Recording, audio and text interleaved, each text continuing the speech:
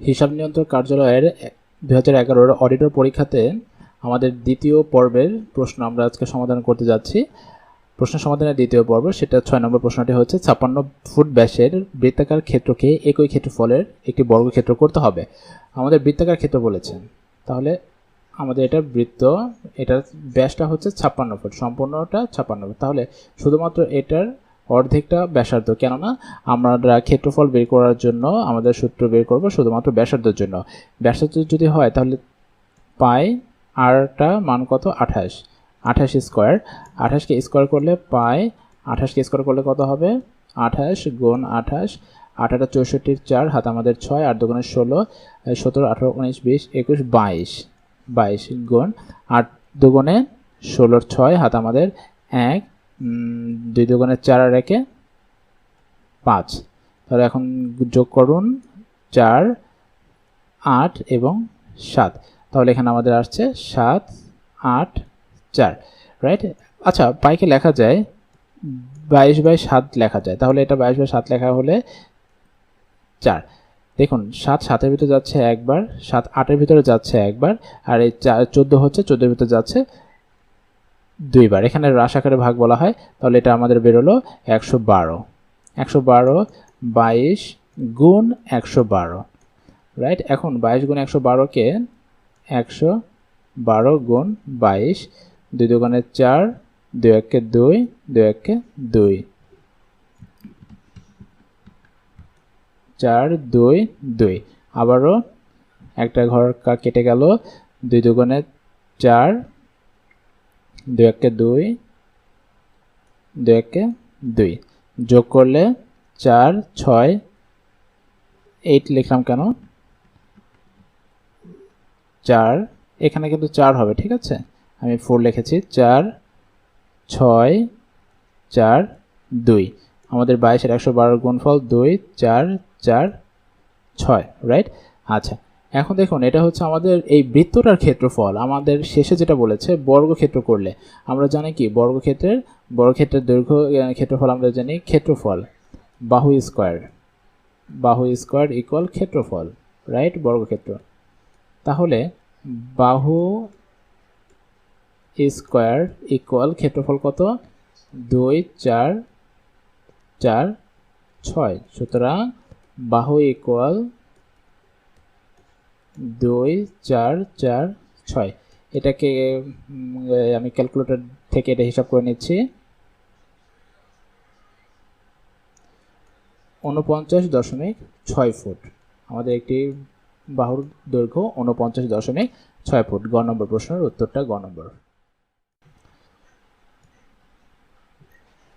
আমাদের 7 নম্বর প্রশ্নটি এমন একটি প্রশ্ন যারা ক্লাস 9 8 এখানের যে বর্গের সূত্রগুলো রয়েছে, বর্গের সূত্রগুলো যারা আয়ত্ত আছে তারা খুব ভালো মতো পারবেন, তারা খুব ভালো মতো বুঝবেন। আর যাদের আয়ত্ত নেই তারা একটু কষ্ট করে পিছন থেকে ওটা একটু দেখে আসবেন। অবশ্য ক্লাস 7 8 9 এই তিনটা বইয়ের বর্গের যেই সূত্রগুলো রয়েছে সেই সূত্রগুলো বুঝতে পারলে আমাদের এটা করা অনেক ইজি হয়ে যাবে। চলুন আমরা প্রশ্ন চলে যাই। আমাদের 7 নম্বর প্রশ্ন বলেছে দুইটি সংখ্যার গসাগু। দুইটি সংখ্যার গসাগুটা হচ্ছে 12, বিয়োগফল হচ্ছে 60 এবং লসাগু হচ্ছে 2448, রাইট। তাহলে সংখ্যা দুটি কত? এখন দেখুন এখানে গসাগু যেহেতু বলেছে, গসাগু মানেটা হচ্ছে আপনার দুইটা সংখ্যার ভিতরে বিদ্যমান রয়েছে কমন এরকম কোনো সংখ্যা। তাহলে যেহেতু এখানে গসাগু 12, তার মানে এটা দাঁড়াচ্ছে 12 দুইটা সংখ্যার ভিতরে রয়েছে, রাইট। তাহলে আমরা যদি বলি যে ধরি সংখ্যা দুটি, যেহেতু গসাগু বলেছে সংখ্যা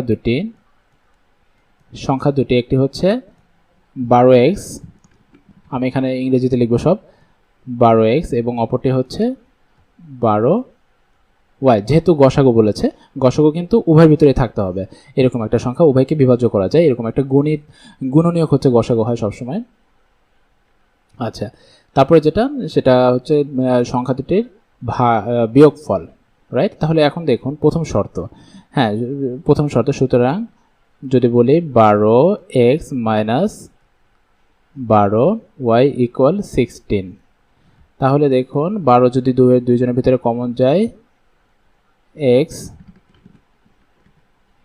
x minus y equal 16, x minus y equal 16/12 equal 5। তাহলে এক্স মাইনাস ওয়াই এটা হচ্ছে 5, রাইট? এটা আমাদের মাথায় রাখতে হবে। এরপর দ্বিতীয়তে দেখুন, আমাদের সর্বশেষে আমরা যেটা বলেছি সেটা লসাগু। লসাগু হচ্ছে 2448। লসাগু কিন্তু দুইটার ভিতরে থাকতে হবে না, লসাগু তো গুণিতক, যে কোনো একটার ভিতরে থাকলেই হবে। তাহলে 12x এবং 12y এর লসাগু হচ্ছে 12xy। এটার লসাগু সমান কত? 2448। সুতরাং xy ইকুয়াল 2448। আচ্ছা, তাহলে 20। দেখুন 12 24-এর ভিতর যাচ্ছে, দুইবার 12 4-এর ভিতর যাচ্ছে না, এই জন্য একটা শূন্য, এটাকে আশাকারে ভাগবো, এটার জন্য আমরা আলাদা একটা সিরিজ করব। আর 12 48-এর ভিতরে যাচ্ছে আবার 4বার, সুতরাং এটা আসছে xy হচ্ছে 204। এটা আমরা মাথায় রাখবো, রাইট? আচ্ছা, এবার দেখুন আমাদেরকে বলেছে সংখ্যা দুটি কত, রাইট? এখন এখানে সংখ্যা দুটি কত হলে আমাদেরকে সমাধান করতে হবে, কিন্তু এখানে আমরা জানি x মাইনাস ওয়াই এর মানটা সেটা হচ্ছে 5, কিন্তু x প্লাস ওয়াইটা যদি আমরা বের করতে পারি তাহলে x মাইনাস ওয়াই থেকে x প্লাস ওয়াই সরল করলে আমরা x ওয়াই এর মানটা বের করতে পারবো। সেটা কিভাবে? আমরা যে অনুসিদ্ধান্ত পড়েছিলাম সেই অনুসিদ্ধান্তটা হচ্ছে x plus y whole square equal x minus y whole square plus 4xy, right? তাহলে এখানে আমরা বলতে পারি x plus y whole square equal, এটার মান হচ্ছে 25 প্লাস 4 ইন্টু xy এর মান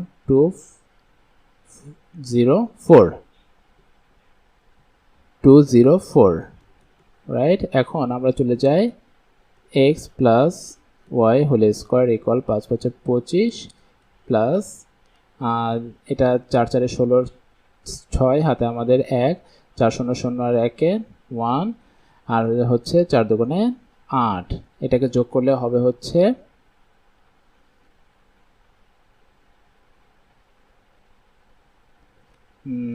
5 11, তারপর হচ্ছে আমাদের 11, আর এখানে 2 এর 1 4, 4 এবং 8 এর 8। এখন আমরা যেটা করব, আমাদের x প্লাস ওয়াই এটার রুট ওভার 841, এটাকে রুট করলে আমাদের আসবে হচ্ছে 29। তাহলে আমরা দেখতে পাচ্ছি x প্লাস ওয়াই এটা 29। তাহলে দেখুন এখানে আমরা যদি সমাধানের মতো করি যে x প্লাস ওয়াই ইকুয়াল 29 এবং x মাইনাস ওয়াই ইকুয়াল 5, এটা যোগ করলে x কেটে যাচ্ছে, 2x ইকুয়াল, এটা যোগ করলে 34। সুতরাং x ইকুয়াল 17, x ইকুয়াল আসছে 17। অপরদিকে আমরা যদি x ইকুয়াল 17 পেয়ে যাই তাহলে y এর ইকুয়াল কত? সুতরাং y x minus y equal 5, সুতরাং x ইকুয়াল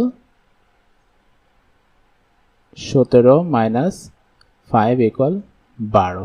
সুতরাং সংখ্যাটি প্রথম সংখ্যাটি হচ্ছে 12x ইকুয়াল 12 ইন্টু 12 ইকুয়াল 144। দ্বিতীয় সংখ্যাটি 12y ইকুয়াল 12 ইন্টু 17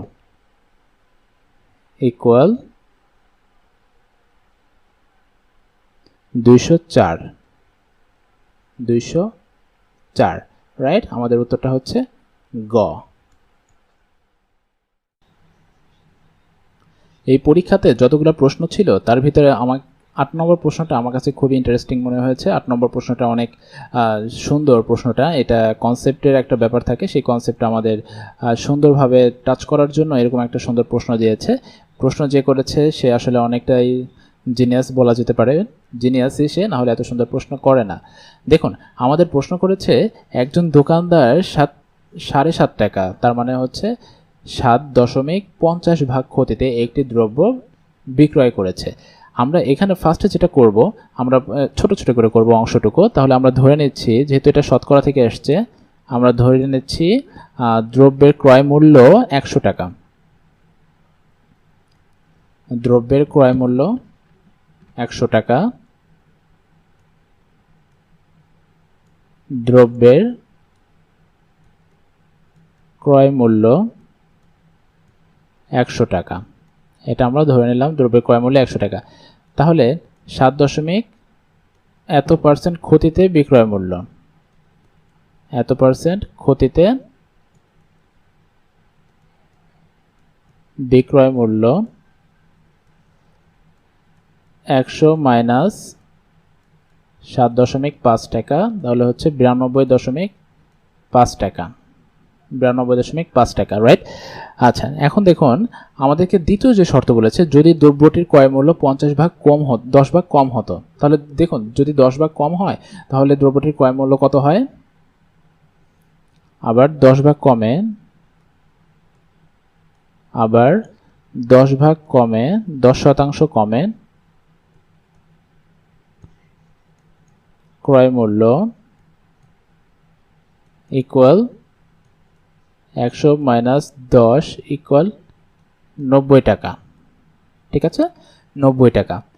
আচ্ছা, এটা গেল। এখন আমাদেরকে পরবর্তীতে যেটা বলেছে, বিক্রয় মূল্য 31 টাকা বেশি হতো, তাহলে তার শতকরা 20% লাভ হতো। এইখানেই হচ্ছে আমাদের টুইস্টটা। এইখানে যে অংশটুকু দেখানো হয়েছে, বিক্রয় মূল্য 31 টাকা বেশি হতো, এইটা যদি আমাদেরকে শেষে দিয়ে দিত তাহলে প্রশ্নটাই আমাদের সমস্যা হতো না। কিন্তু এখানে যখন এটা আগে দিয়ে দিয়েছে তখন আমরা মনে করি যে মনে হয় এখান থেকে অঙ্কটা করতে হবে। না, এখান থেকে নয়, আমাদের অঙ্কটা করতে হবে শেষের অংশ থেকে, উল্টো দিকে আসতে হবে, রাইট। তাহলে এবার চলুন, আমাদের এখানে যেটা বলেছে সেটা হচ্ছে 20 ভাগ লাভ হতো, রাইট। তাহলে আমরা 31 নিয়ে পরবর্তীতে ভাববো।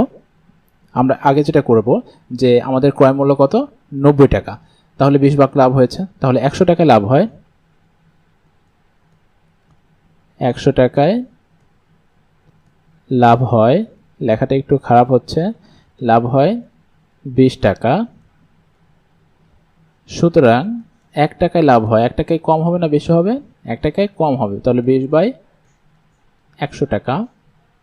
সুতরাং 90 টাকা তো আমাদের ক্রয় মূল্য ছিল, 90 টাকায় লাভ হয় বেশি হয়ে যাবে তখন 20/100 টাকা। তাহলে এটা দুইটা শূন্য কেটে গেল, আমাদের এখানে আসছে 18 টাকা, রাইট।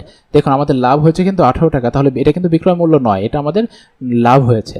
আমরা যখন 90 টাকা দিয়ে দ্রব্যটি ক্রয় করলাম তখন আমাদের লাভ হয়েছে 18 টাকা, তাহলে বিক্রয় মূল্য কত, সুতরাং বিক্রয়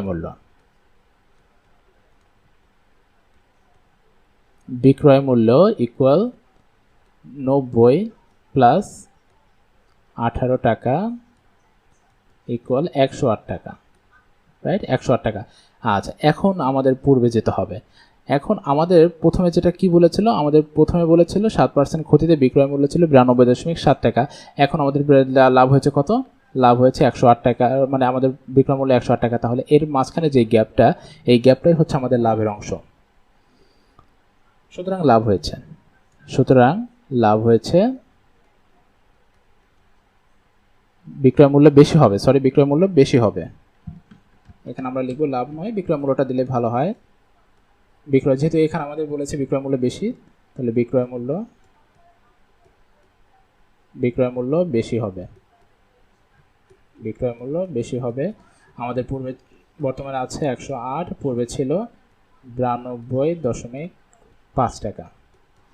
তাহলে এটা কত হয়, 8 আর 5 15 টাকা, তাহলে 15.5 টাকা, রাইট। তাহলে বিক্রয় মূল্য বেশি হচ্ছে 15.5 টাকা। এখন আমাদের অঙ্কটা শেষের দিকে, তাহলে বিক্রয় মূল্য বেশি হলে 15.5 টাকা, এটা আমাদের ক্রয় মূল্য কত, বিক্রয় মূল্য 15 বেশি, এটা ছোট করে লিখতে হবে, আমি এখানে ছোট করে লিখছি, বিক্রয় মূল্য 15.5 টাকা হলে ক্রয় মূল্য 100 টাকা। যেহেতু আমাদের দেখুন আমাদের ফাইনালে কিন্তু দ্রব্যটির ক্রয় মূল্য বের করতে বলেছে 100 টাকা, সুতরাং বিক্রয় মূল্য 1 টাকা হলে ক্রয় মূল্য আমাদের কম টাকা, তাহলে 100/15.5 টাকা, রাইট। এখন দেখুন আমাদের বিক্রয় মূল্য যদি আমাদের 31 টাকা বলেছে, বিক্রয় মূল্য যদি 31 টাকা বেশি হয়, টাকা বেশি হলে, হ্যাঁ এখানে বেশি হলে 31 টাকা বেশি হলে ক্রয় মূল্য আমাদের উপরে চলে যাচ্ছে, তাহলে 100 ইন্টু 31/15.5।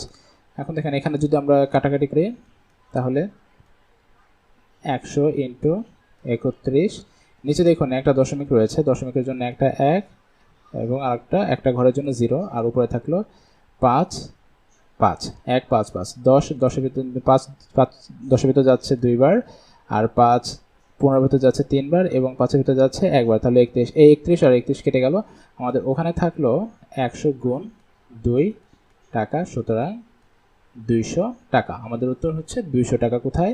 গ নম্বরটা 200 টাকা। অঙ্কটা অনেক সুন্দর, এটা একটু কেয়ারফুলি করবেন। এখানে আমার লেখাটা একটু অস্পষ্ট মনে হচ্ছে, কষ্ট করে হলেও একটু বুঝে নোট করে তারপর নেবেন।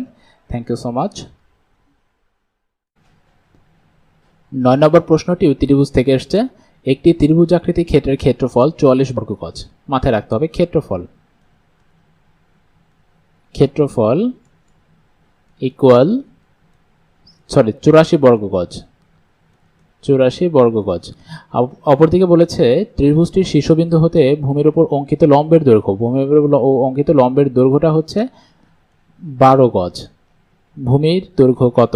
অঙ্কিত লম্ব হচ্ছে 12 গজ, তাহলে ভূমির দৈর্ঘ্য কত? চিত্রটা যদি আমরা দেখতে চাই, চিত্রটা হচ্ছে এরকম। এটা হচ্ছে আমাদের ত্রিভুজ। এই ত্রিভুজের সম্পূর্ণ যে ক্ষেত্রফল, এই ক্ষেত্রফলটা হচ্ছে 84 বর্গ গজ। 84 বর্গ গজ, রাইট। এখন এখানে যেটা বলেছে অঙ্কিত লম্বের দৈর্ঘ্য, এই লম্ব হচ্ছে 12 গজ। 12 গজ। আমাদের প্রশ্ন বলেছে ভূমির দৈর্ঘ্য কত, রাইট। ভূমির দৈর্ঘ্য কত এটা বের করতে বলেছে। দেখুন ক্ষেত্রফলের একটা সূত্র আমরা জানি, ক্ষেত্রফলের সূত্রটা হচ্ছে হাফ ইন্টু ভূমি গুণ উচ্চতা। হাফ গুণ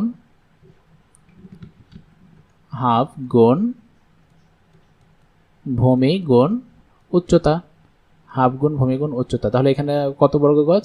এখানে হচ্ছে 84। এখন আমাদের দেখুন হাফ গুণ, এখানে যেটা হচ্ছে ভূমি তো আমাদেরকে বের করতে বলেছে, তাহলে ভূমিটা আমরা রেখে দেবো। আমাদের উচ্চতা কত? উচ্চতা হচ্ছে 12 ইকুয়াল 84। এখন এখানে 2 আর 12 যদি কাটাকাটি যায় তাহলে দেখা যাচ্ছে ভূমি ইন্টু 6 ইকুয়াল 84। ভূমির সাথে 6টা কি গুণ আকারে রয়েছে, এই জন্য ও যদি সাইড চেঞ্জ করে ওপাশে গিয়ে ও ভাগ হয়ে যাবে, তাহলে 84 ভাগ 6। 84 6-এর ভিতরে কয়বার যায়? 6-এর ভিতরে যাচ্ছে হচ্ছে 8-এর ভিতরে যাচ্ছে একবার, 6 2 4 নেমে আসলো, 4-এর ভিতরে যাচ্ছে 4 বার, 4 6 24 0। তাহলে আমাদের ভূমি হচ্ছে 14 গজ। ভূমি 14 গজ। আমাদের উত্তর এখানে গ, ভূমি 14 গজ। দুই ব্যক্তি একত্রে একটি কাজ 8 দিনে করতে পারে। প্রথম ব্যক্তি একাকী 12 দিনে করতে পারে। দ্বিতীয় ব্যক্তি একাকী কত দিনে করতে পারে, রাইট। তাহলে দুই ব্যক্তি, আমাদের এটা ঐকিক নিয়মের মতোই, ঐকিক নিয়মের মতো নয়, ঐকিক নিয়ম। আমরা এখানে একটা জিনিস মাথায় রাখবো যে আমাদের সম্পূর্ণ কাজকে আমরা ধরবো, সম্পূর্ণ কাজ হচ্ছে এক অংশ। সম্পূর্ণ কাজ এক অংশ, মানে এক অংশ দিয়ে আমরা সম্পূর্ণ কাজটা বোঝাবো। আচ্ছা, তাহলে এখন প্রথম থেকে আমরা যদি একটু দেখতে চেষ্টা করি, দুই ব্যক্তি একত্রে কাজ করে 8 দিনে, তাহলে দুইজনে 8 দিনে করে একটি কাজ। দুইজনে 8 দিনে করে একটি কাজ বা এক অংশ। সুতরাং দুইজনে একদিনে করে 1/8 অংশ, রাইট। আচ্ছা, দুইজনে একদিনে করে 1/8 অংশ।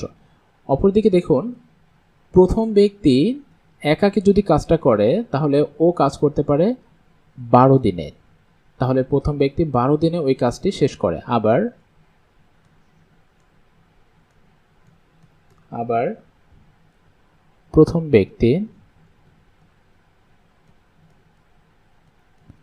ব্যক্তি 12 দিনে করে একটি কাজ, 12 দিনে করে একটি কাজ বা এক অংশ। সুতরাং প্রথম ব্যক্তি একদিনে করে 1/12 অংশ, রাইট? আচ্ছা, প্রথম ব্যক্তি একদিনে করে 1/12 অংশ।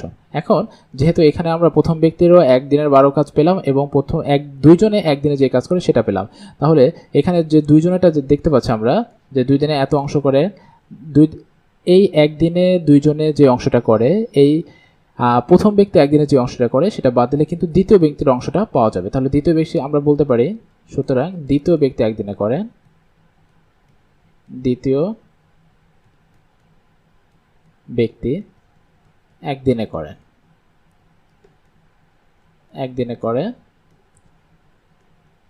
8, 1/8 মাইনাস 1/12, তাহলে এদের লসাগু 24, 3 8 24 মাইনাস 2 1 2, 1/24 অংশ। তাহলে দেখুন এখানে দ্বিতীয় ব্যক্তি একদিনে করে 1/24 অংশ। এখন আমাদের প্রশ্নের শেষের দিকে আমাদের প্রশ্ন বলেছে দ্বিতীয় ব্যক্তি একাকী কাজটি করতে কতদিন লাগবে।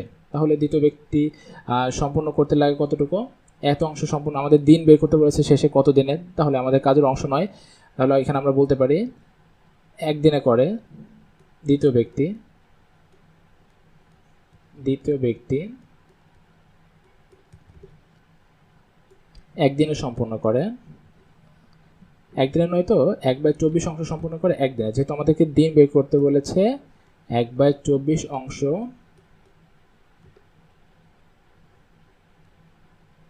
সম্পূর্ণ করে একদিনে। সুতরাং এক অংশ, এক মানে সম্পূর্ণটার অংশ সম্পূর্ণ করে 24 পাশে গিয়ে গুণ হয়ে যাচ্ছে 24 দিনে। তাহলে দ্বিতীয় ব্যক্তির উত্তরটা হচ্ছে 24 দিন। দ্বিতীয় ব্যক্তি একা যদি কাজটি করে সেটা 24 দিন সময় লাগবে। আমাদের উত্তর গ। আমাদের 12 নম্বর সমস্যাটি হচ্ছে একটি 50 মিটার লম্বা মই একটি খাড়া দেয়ালের সাথে হেলান দিয়ে রাখা হয়েছে। তাহলে মইটা হচ্ছে 50 মিটার, রাইট? হ্যাঁ, মই হচ্ছে 50 মিটার। মইয়ের এক প্রান্ত মাটি হতে এত মিটার উচ্চ দেয়ালটার উচ্চতা হচ্ছে 40 মিটার, আর এখানে মইয়ের উচ্চতা হচ্ছে 50 মিটার, দেয়ালকে স্পর্শ করেছে। তাহলে চিত্রটা কেমন দাঁড়ায়? চিত্রটা দাঁড়াচ্ছে এমন, এটা হচ্ছে আমাদের দেয়াল, রাইট? এই যে এমন চিত্রটা এটা দাঁড়াচ্ছে, এটা হচ্ছে আমাদের মই, রাইট? এটা হচ্ছে মই, এটা হচ্ছে দেয়াল। আমাদের মইয়ের দৈর্ঘ্য দেওয়া আছে কত? 50 মিটার, এবং দেয়ালের দৈর্ঘ্য দেওয়া আছে 40 মিটার। আমাদের প্রশ্ন হচ্ছে মইয়ের অপর প্রান্ত হতে দেয়ালের দূরত্ব কত। এটা হচ্ছে মইয়ের এক প্রান্ত আর এটা হচ্ছে দেয়ালের দূরত্ব। তাহলে এটুকুর দূরত্ব কত আমাদের এটা বের করতে হবে, রাইট? এখন দেখুন এখানে কিন্তু আমাদের যেহেতু এটা একটা সমকোণী ত্রিভুজ হয়ে গেল, এখানে আমাদের পিথাগোরাসের উপপাদ্যটা খাটে। এটা আমাদের অতিভুজ, এটা আমাদের ভূমি, এবং এটা লম্ব। তাহলে এখানে আমরা সূত্রটা অ্যাপ্লাই করি, পিথাগোরাসের সূত্র আমরা যেটা জানি সেটা হচ্ছে অতিভুজ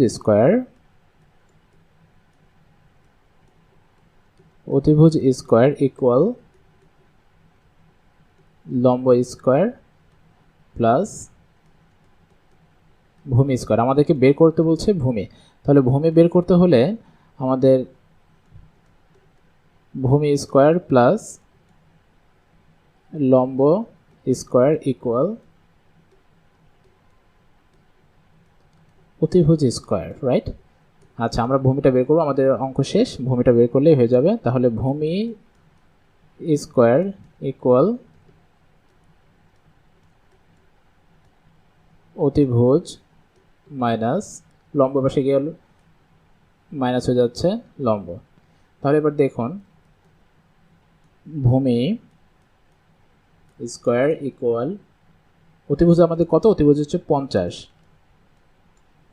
স্কয়ার মাইনাস লম্বটা হচ্ছে 40 স্কয়ার, তাহলে 50 5 হাজার 2500, 2500 মাইনাস 4 4 16, 1600, রাইট। তাহলে এখানে আমাদের থাকছে 900। দেখুন তাহলে 900 যদি থাকে, সুতরাং ভূমি কত হয়? সুতরাং ভূমি এখানে লিখছি, সুতরাং ভূমি √900। তাহলে 3 3 9 এবং একটা 0। আমাদের ভূমি দৈর্ঘ্যটা হচ্ছে 30 মিটার। 30 মিটার আমাদের অ্যান্সার খ, 30 মিটার। 13 নম্বর সমস্যাতে 64 কেজি বালি ও পাথরের টুকরার মিশ্রণে বালির পরিমাণ 25 ভাগ। কত কেজি বালি মিশালে নতুন মিশ্রণে পাথর টুকরার পরিমাণ শতকরা 40 ভাগ হবে। পরবর্তীতে বালির সংখ্যাটা বালির পরিমাণটা বেড়ে যাবে। এখন তাহলে চলুন আমরা প্রথম যে কাজটা করব। এখন দেখুন এখানে আমাকে বলেছে বালির পরিমাণ 25 ভাগ। বালির পরিমাণ 25 ভাগ। বালির পরিমাণ 25 ভাগ। আচ্ছা, বালির পরিমাণ যদি 25 ভাগ হয় তাহলে পাথরের পরিমাণ কত? পাথরের পরিমাণ 75 ভাগ। 75 ভাগ। সুতরাং বালি ও পাথরের অনুপাত, বালি ও পাথরের অনুপাত, বালি ও পাথরের অনুপাত হচ্ছে 25 ভাগ 75 ইকুয়াল 1/3, রাইট। বালি ও পাথরের অনুপাত হচ্ছে 25 ভাগ 75 বাই 1/3। এখন দেখুন আমাদেরকে প্রথমে বলেছে কিন্তু 64 কেজি বালি ও পাথরের মিশ্রণ রয়েছে। এখন 64 কেজি বালি ও পাথরের মিশ্রণের ভিতরে এদের অংশটা হচ্ছে এমন। এখান থেকে আমাদের ফার্স্ট যে কাজটা, সেই কাজটা হচ্ছে অ্যাকচুয়াল বালি কতটুকু এবং অ্যাকচুয়াল পাথর কতটুকু সেটা বের করা। এখানে আমরা লিখব এখানে মোট অনুপাত এগুলো রিটার্নের জন্য অনেক কাজ দেবে। মোট অনুপাত 1/3, 1/3 ইকুয়াল 4 ভাগ। মোট হচ্ছে 4 ভাগ, মিশ্রণটা সম্পূর্ণটা 4 ভাগ। এখন আমরা যে কাজ করব সেটা হচ্ছে সুতরাং বালির পরিমাণ হচ্ছে, দেখুন 4 ভাগে 1 ভাগ হচ্ছে বালি, তাই না? আর 4 ভাগের 3 ভাগ হচ্ছে পাথর। তাহলে বালির পরিমাণটা হচ্ছে 64 এর 1/4। 64 এটার ভিতর 6-এর ভিতর যাচ্ছে একবার, আর এখানে থাকছে 64-র ভিতরে যাচ্ছে আর 24-এর ভিতর যাচ্ছে 6 বার, 4 6 24, 16। তাহলে এটা বালির পরিমাণ হচ্ছে 16 কেজি।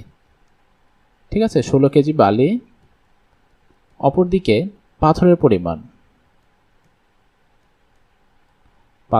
পরিমাণ 64 কেজি এর কত অংশ? 3/4 অংশ। তাহলে এটা 3 যায় তাহলে 16, আর এখানে 16 যাচ্ছে, তাহলে 3 16 48 কেজি। 48 কেজি হচ্ছে এখানে পাথরের পরিমাণ, রাইট।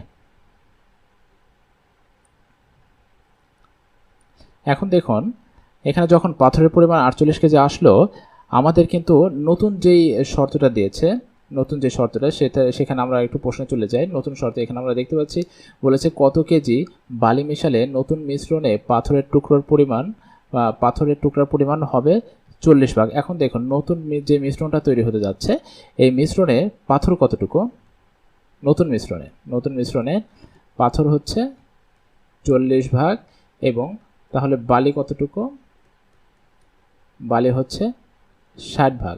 তাহলে বালি ও পাথরে এখানে অনুপাত কত দাঁড়াচ্ছে? বালি ও পাথরের অনুপাত জায়গা কম, এজন্য একটু সমস্যা হচ্ছে।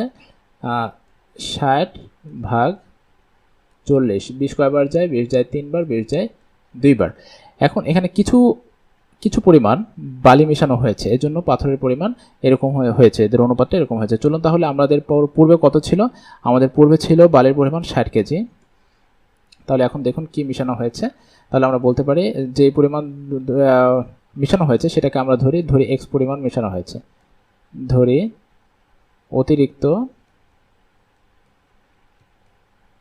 অতিরিক্ত বালি এক্স। তাহলে আমাদের 16 KG plus x by 48 KG equal 3/2। তাহলে এখানে 2 যাচ্ছে কয়বার, 2 যাচ্ছে 24 বার।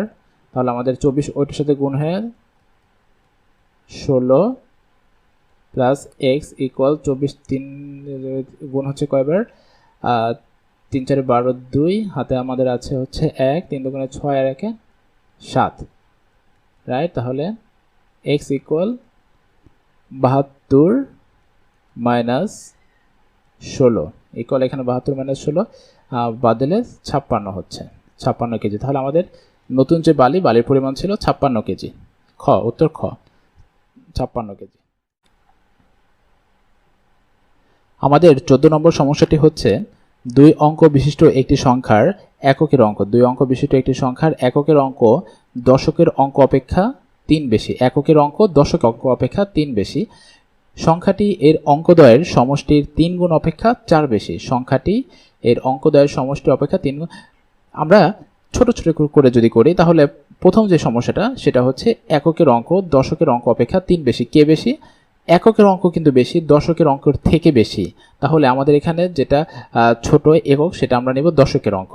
আমরা যদি বলি ধরি দশকের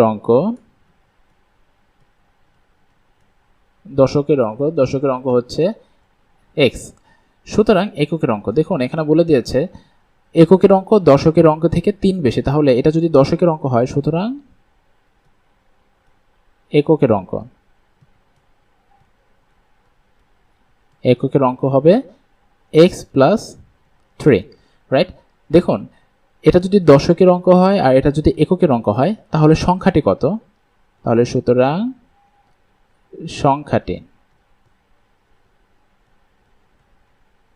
সংখ্যাটি দাঁড়াবে x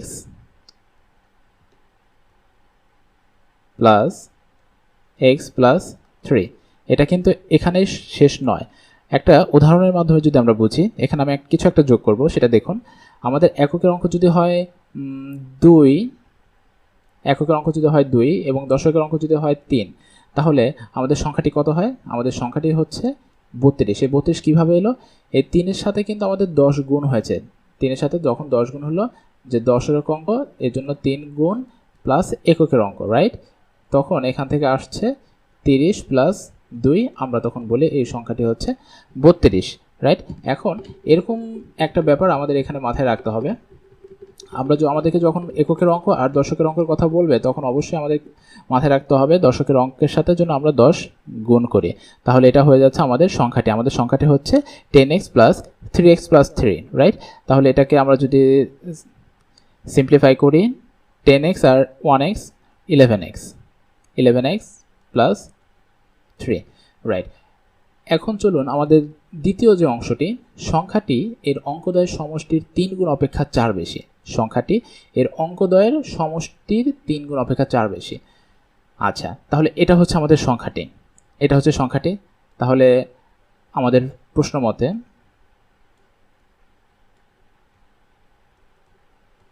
মতে সংখ্যাটি, হ্যাঁ আমরা প্রথম কথাটা সংখ্যাটি, আচ্ছা সংখ্যাটি এটা হচ্ছে আমাদের সংখ্যাটি অঙ্কদ্বয়ের 3 গুণ অপেক্ষা 4 বেশি, রাইট। আচ্ছা, সংখ্যাটি এদের অঙ্কদ্বয়ের সমষ্টির, তাহলে ইকুয়াল অঙ্কদ্বয়ের সমষ্টি কত? অঙ্কদ্বয়ের সমষ্টির কিন্তু 3 গুণ বলেছে, তাহলে আমরা যদি প্রথমে 3 দিয়ে নিই, এখন এদের সমষ্টি x একটা অঙ্ক প্লাস x প্লাস 3 আর একটা অঙ্ক, এদের আবার 4 বেশি, এদের থেকে ওটা 4 বেশি, এর জন্য 4টা এখানে যোগ হচ্ছে, রাইট। আচ্ছা, তাহলে 11x, এখন আমাদের নর্মাল সরলের মতো কাজ করতে হবে, ইকুয়াল এটা আমাদের 3 গুণে 6 6x আর এখানে 3 3 12, 9 প্লাস 4। এখন এক্সগুলোর মানটা এক্সের মানটা বের করব। 11x মাইনাস 6x, এপাশে 4 আর 9 13 মাইনাস 3, তাহলে 10 এখানে আমাদের 11x থেকে যদি 6x চলে যায় তাহলে আমাদের থাকবে 5x ইকুয়াল এখানে থাকে 10, রাইট। এখন দেখুন, সুতরাং x ইকুয়াল 10/5 ইকুয়াল 2। তাহলে আমাদের x এর মান কত? আমাদের x এর মানটা হচ্ছে 2। আমাকে বলেছে যে সংখ্যাটি কত, রাইট? সংখ্যাটি কত? দেখুন আমাদের x এর মান হচ্ছে 2, সংখ্যাটি এখানে আমরা কত পেয়েছি? সংখ্যাটি আমরা পেয়েছি 11x প্লাস 3। তাহলে 11x প্লাস 3, তাহলে 11x এর সাথে সুতরাং সংখ্যাটি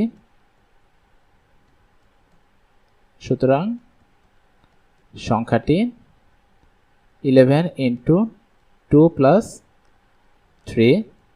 দেখুন তাহলে 11কে 2 দ্বারা গুণ করলে 22 প্লাস 3 25। আমাদের অ্যান্সারটা হচ্ছে 25। আমরা উপরে দেখতে পাচ্ছি খ নম্বর অ্যান্সার। আমাদের 15 নম্বর প্রশ্ন হচ্ছে, যদি 15টি কলমের দাম 46.5 টাকা হয় তাহলে দুটি কলমের দাম কত? যদি 15টি কলমের দাম 46.5 টাকা হয় তাহলে দুটি কলমের দাম কত? প্রশ্নটি ঐকিক নিয়মের কনসেপ্ট থেকে আসছে, যেটা আমরা ছোটবেলা থেকে করেছি। প্রশ্নটা খুবই সহজ। তাহলে চলুন শুরু করি। প্রথমে আমাদের এখানে কি বের করতে বলেছে? আমাদের এখানে দাম বের করতে বলেছে। যেহেতু আমরা দেখতে পাচ্ছি কলমের সংখ্যা আমাদের দুইটা কলমের সংখ্যা এখানে বিদ্যমান রয়েছে। যে অনুপস্থিত তাকে আমরা, যে ডাটাটা অনুপস্থিত তাকে আমরা ডান সাইডে দেব, আর যে ডাটাগুলো দেওয়া থাকবে তাকে আমরা বাম সাইডে দেব। তাহলে আমাদেরকে এখানে বের করতে বলেছে কলমের দাম। আমরা প্রথম লাইন থেকে যদি শুরু করি, আমরা যদি লিখি 15টি কলমের দাম, 15টি কলমের দাম 46.5 টাকা, 46.5 টাকা। সুতরাং একটি কলমের দাম, আচ্ছা 15টি কলমের দাম যদি 46.5 টাকা হয় তাহলে একটি কলমের দাম কমে যাবে। যেটা কমে যায় সেটা পরবর্তী রাশিতে ভাগ হয়ে যায়। তাহলে আমরা এখানে ভাগ দিয়ে দিচ্ছি 46.5 ভাগ 15 টাকা, রাইট। এরপর আসছে আমরা ফাইনাল লাইনে, আমাদেরকে বলেছে দুটি কলমের দাম কত। তাহলে সুতরাং দুটি কলমের দাম। এখন দেখুন আমরা পূর্বের লাইনে করেছিলাম একটি কলমের দাম, এখন একটা কলমের থেকে দুইটা কলমের দাম আমাদের অবভিয়াসলি বেশি হবে। যদি বেশি হয় তাহলে সেই ডাটাটা আমাদের উপরে গুণ হয়ে যাবে।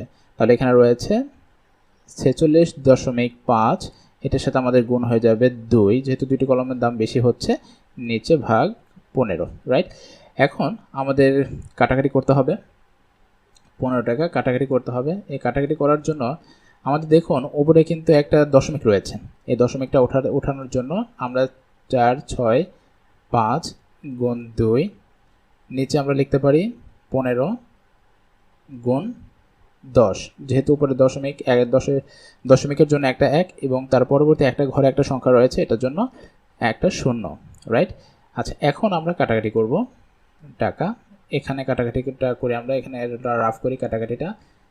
4, 6, 5 গুণ 2 বাই 15 গুণ 10। দেখুন উপরে আমাদের 2 আছে, নিচে 10 আছে, তাহলে 5 বার যাচ্ছে। অপরদিকে এখানে আমরা সর্বশেষ অঙ্কটি 5 রয়েছে, আমরা বলতে পারি এখানে 5টা দিয়ে ভাগ যাবে। তাহলে 46-এর ভিতরে 5 জায়গা, এখানে 5-এর ভিতরে যাচ্ছে কয়বার?